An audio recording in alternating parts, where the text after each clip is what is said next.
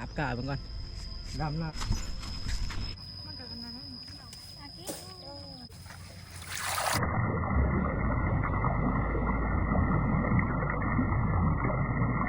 สบายดีพี่น้องสบายดีทุกคน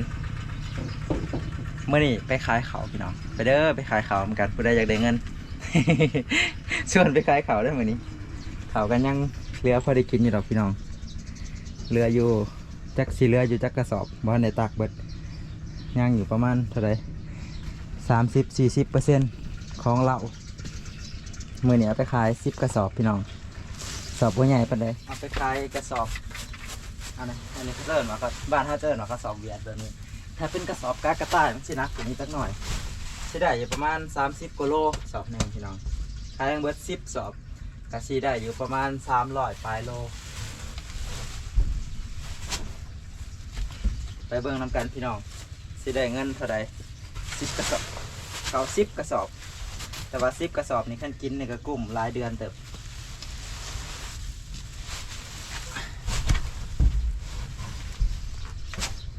แล้วเบิ่งพี่น้องสิได้เงินหลายสำเร็จเขา10 กระสอบเขาเปลือกสอบละประมาณ30 กิโลนี่แหละ30ไปปลายเกือบหอด40ไปติดซิ่งเพิ่นเบิ่งพี่น้องสิได้จักกิโลแต่ว่าเขาเจ้าน่าสิติดเบิดคันรถบางเทื่อก็อาจสิได้ติดเทื่อละกระสอบต่อไปเบิ่งน้ำกันพี่น้องสิเป็นจังไดมื้อนี้สิเอารถไปซ้อมแน่ครับไปเปลี่ยนนะพวกน้ำมันเครื่องพวกอย่างนั้นแหละแล้วก็สิซื้อน้ำมันรถมาไว้ท้ายหน้าพร้อมพอแล้วก็ลืมกระตุกไปเอากระตุกกันไปขายข้าวพี่น้องไปร้านคนเติมแต่สาวๆทางร้านไปเบิ่งพี่น้องสิได้เท่าใดขายข้าว10 กระสอบก็ร้ายเติบได้10 กระสอบกันมาหัวราคาเขามันสิเท่าใดแล้วไปแต่ฮงซีเก่าบ่เคยไปฮงซีใหม่จักเทื่อแบบฮงซีใหม่อยู่ทางผมฮงซีหลายในบ้านเฮานะมีแต่ฮงซีใหญ่ๆขายข้าวก็ขับรถขึ้นชิงเลยอันนี้คือซิ่งเขาเคยเห็นเลยเป็นอะไร2,000มันก็บ่นิ่ง2,700 710อยู่710 2,710 กิโล10 สอบได้อยู่2,299,500ประมาณ2,300,000 กีบมาแหละ500 กีบได้อยู่315 กิโล10นับเงินดูครบอยู่ปะบ่ได้นับ10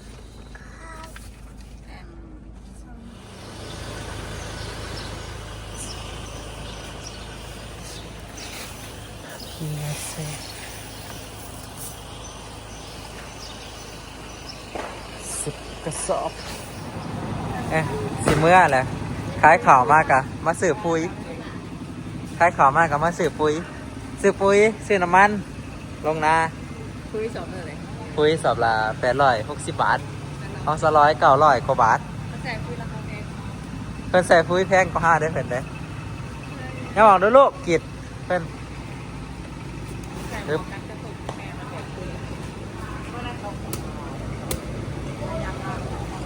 นี่สาระเขาจะใส่ปุ๋ยอันนี้พี่น้องปุ๋ยเล้งกากระต่ายอะไรกันปุ๋ยมงกุฎปุ๋ยรถอีแตนแล้วก็ปุ๋ยปุ๋ยยังกัน100ของงัวคันไทยซึ่งเขาใส่ปีละ4 สอบ5 สอบพวกบ่เคยหอดทกแต่พอเพิ่นจังเริ่มงามไปใส่ปุ๋ยหลาย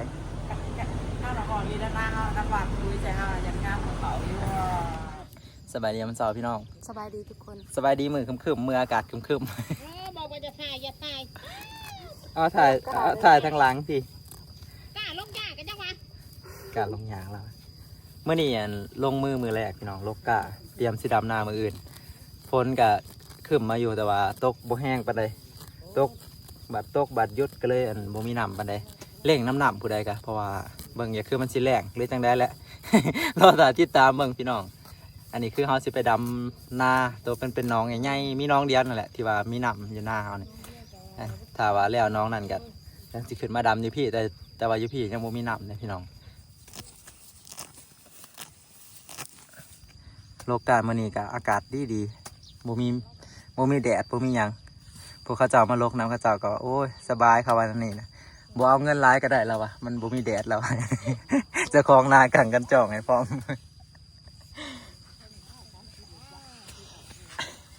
มื้อนี้เขาเจ้าก็มาลกน้ำลายเติบพี่น้องมันเป็นมื้อแรกมื้อที่ว่าส่วนหลายเขาเจ้าก็ยังบ่ทันได้ลงมือเฮ็ดไร่เฮ็ดนานะบ่ทันได้ลงมือกันลกกะดำนาบางคนเขาเจ้าก็หว่านเอาเฮ็ดนาหว่านบางคนก็บ่มีน้ำก็เลยได้หลายคนก็จะเอามาลกน้ำมีแต่ผู้สาวเราบ่อยากให้ถ่ายกล้องปานใดแล้ววะ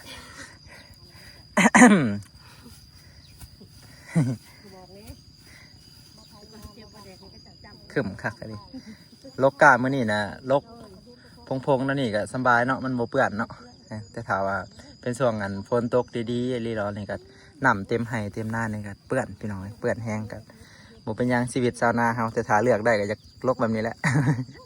มันสบายเฮาขึ้นไปเที่ยงก็บ่อยากเปลี่ยนสุดเด้มันกาบ่ยาวปานใดพี่น้องกากันสั้นๆแบบนี้แหละเอาลงหนองอันนี้คือกาเขางานตัวลุ่มนั่นแม่นกาเขาดอแม่นเฮาสิดำอยู่หน้าโคกเขางานแม่นสิเอาลงหนองมื้อนี้ลูกสาวฝากไว้น้ำปูอยู่เที่ยงนา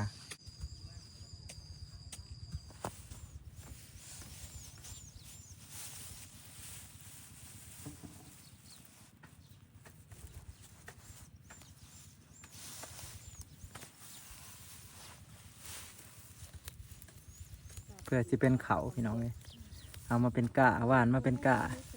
แล้วก็เอามามัดหิ้งไว้แบบนี้อีกนี่ หลายขั้นตอนเลยเอามัดหิ้งไว้แบบนี้แล้วกันจังเดี๋ยวเอาไปปักดำใส่ให้หน้าดำแล้วแหละเป็นหมากแล้วก็ไปเกี่ยวเอาแบบนี้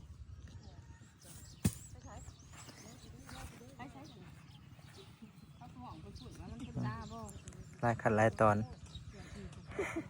ผู้เรามาลบกันลังเลแล่นใต้แล่นเหนื้ออยู่ ยังบ่มีจุดที่แน่นอน โอ้ยหาบกาบมันก่อนดำหน้าปีละเถื่อ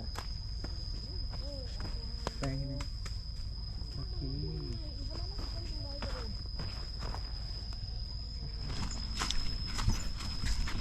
กาไปแส่ก่อนพี่น้อง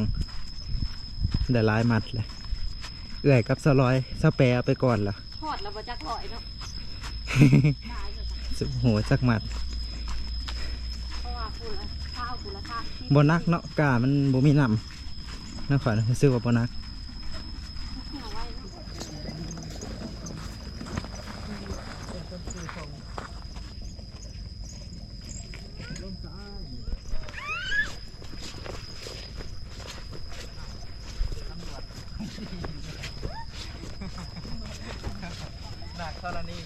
อันเดียวกันบ่กันโอ้กิ่งเห็ดเบียกเป็นอีก เราต้องน้ำเลยล่ะจุ่มเลยย่อ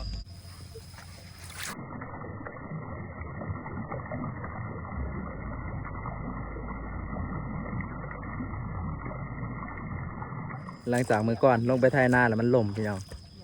เมื่อนี้มีนักธรณีวิทยาอีพ่อกับคันดีกับบอมน้อยกับหมู่เพิ่นผู้หนึง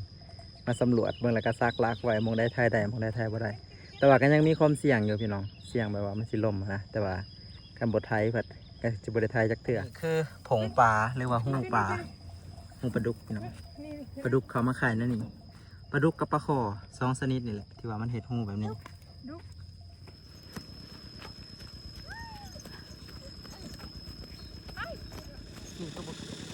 ได้หลายมัดเติบพี่น้องยังมือสองเอามาแส่ไว้เปิด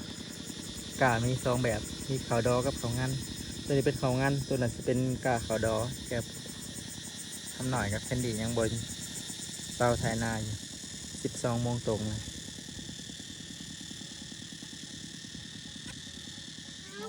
ผักเม็ดมันต่างกันตัวหนึ่งสั้นตัวหนึ่งยาว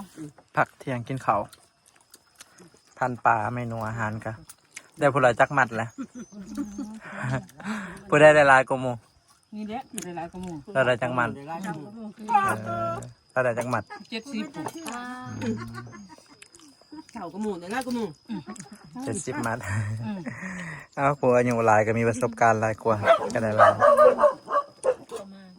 มากินน้ำกันเด้อทุกคน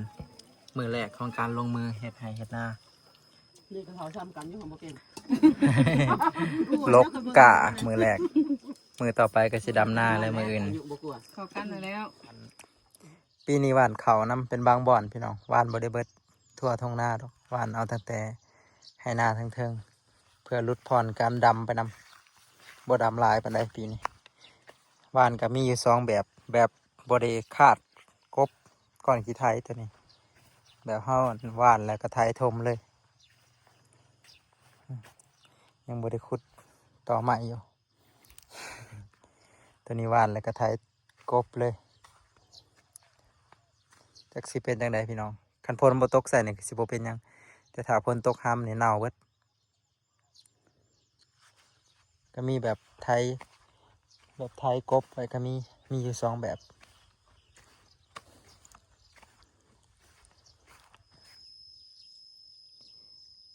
บางไห่ก็ได้ขาดเอาขาดถมไว้ลองมึงเบิดสู่แบบพี่น้องบางไห่ก็หวานห้างบางไห่ก็หวานที่ลองมึงว่ามันสิออกจังใดสิออกเสมอกันบ่หรือจะออกแบบใดรอถ่าติดตามเหมือนกันฝนบ่ตกนี่ได้หูแน่นอนพี่น้องเลยแต่ถ้าว่าฝนตกมาใส่นี่มันก็สิเบิ่งบ่ออกเพราะว่ามันหลายแบบพด หลังจากกินข้าวเศร้ามีแห้งแล้วพี่น้องลงมาสารต่อลกกะเขาเจ้าก็ลกไว้เด้มันหลายคนเกือบเครื่องให้ตะกะให้ลุมเลยเกือบผู้จะชิเครื่องแล้วพี่น้อง ให้เทิงกับเบิดบักหลายเติบถือว่าไปไวเติบก็ได้อยู่ประมาณ300แล้วแหละประมาณ300 มัดตอนนี้5 คำกันน่าสิได้อยู่ประมาณผู้ละ100ปลา200นะผู้ใดไวก็ได้200อากาศตอนแรงกับตอนเช้าต่างกันแห้งพี่น้องตอนเช้าครึมตอนแรงนี่แบบแดดเต็มระบบเลยแดดแม่งเลยแดดแห้งขนาดหลังจากโลกกาได้ร้ายเลยพี่น้องเอ้ยจ้างเขาจะโลกมาไถนาแรงเขาเอินวะไถไปดำมืออื่นบางเทื่อได้จ้างคนกับจะบ่อยากไถคันเท้าจ้างแล้วเขามากุมไถตอนคนมาในสิบทันพี่น้องมีแต่ถาขาดอย่างเดียวเพราะว่ามันมันเหนียวขี้ดินมันเหนียวมืออื่นนี่สิได้สูบน้ำขึ้นมาใส่อีกนี่เฮ็ดหน้าเนี่ยได้จูบน้ำอยู่คู่ปีจูบน้ำขึ้นมาใส่อะไรแบบเท้าขาดมันเหนียวพี่น้องขาดบ่เหลือจักเทื่อก็ต้องได้ไถไว้สิไถไปหอดปุ๊ละแคมคันปุ๊ละน่าสิได้ประมาณนี้แหละมือหนึ่งสิได้โบเลือนนี่ดอก ดำทั้งเสาทั้งแรงกล้าก็ได้หลายเติบแล้วโอเคพี่น้องไถหน้าก่อนมือนี้ไถกับทำหน่อยกับแคนดี้ ว้าวอยู่คู่หาพุ่งแลนไตแลนเนื้อ พวกกระเจ้ามาลบกายก็กระเจ้าเมื่อแล้วคำแล้วพี่น้องเรือแต่ซองไม่ลุกอยู่กลางไหนาได้ผลละ100 กว่ามัด110 120